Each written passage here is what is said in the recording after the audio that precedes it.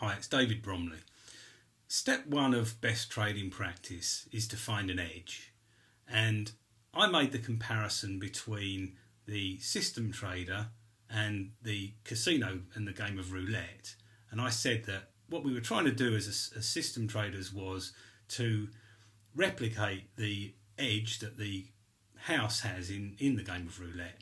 But there were a couple of differences.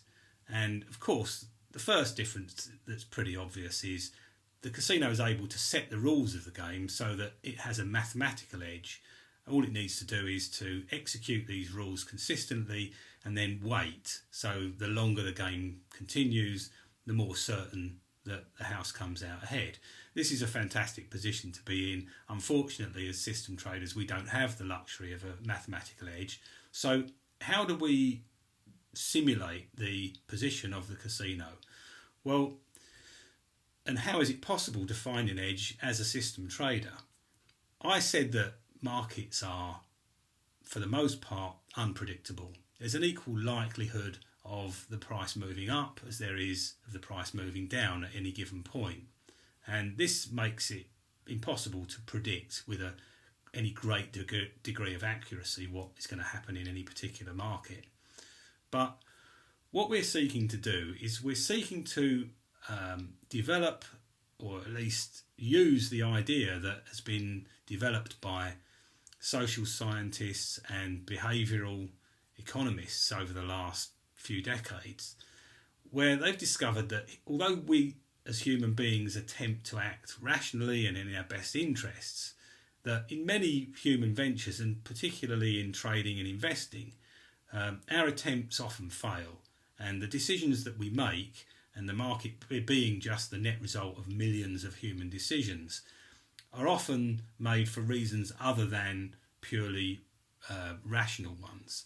And what we're trying to do as a system trader is we're trying to identify, by looking at the markets and the movement of the markets, manifestations of this irrationality that's going on.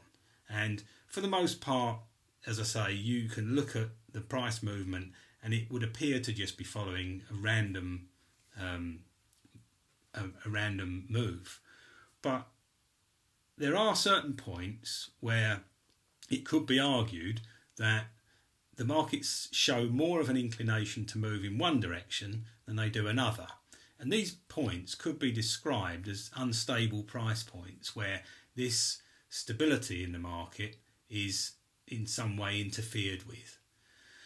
Now, quite a common event that I'm sure we're all familiar with is a new high, when a market makes a new high, or indeed a new low, into new territory.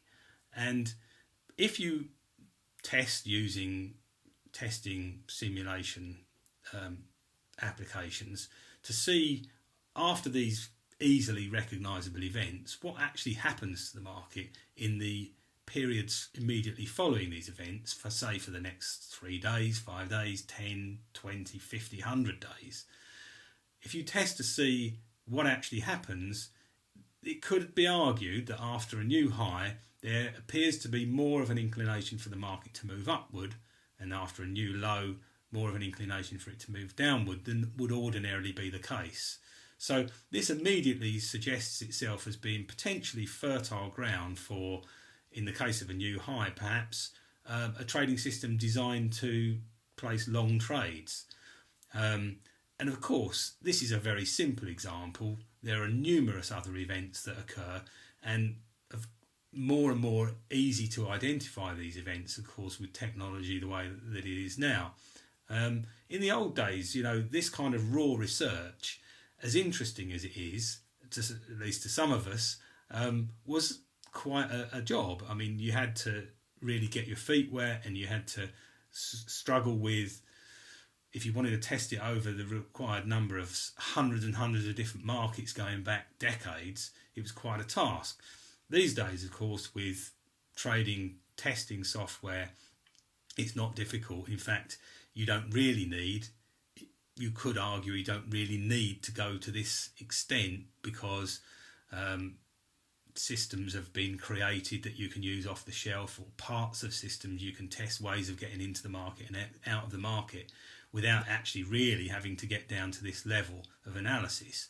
But it's interesting to consider at least that this is the reason behind why it appears to be possible to make money as a system trader. So I hope that's just thrown a little bit of light on this question of how and why you can find an edge. And in the not distant future, I will be going into more detail about exactly as system traders how we do this. So once again, thanks for your time, and I'll speak to you again soon.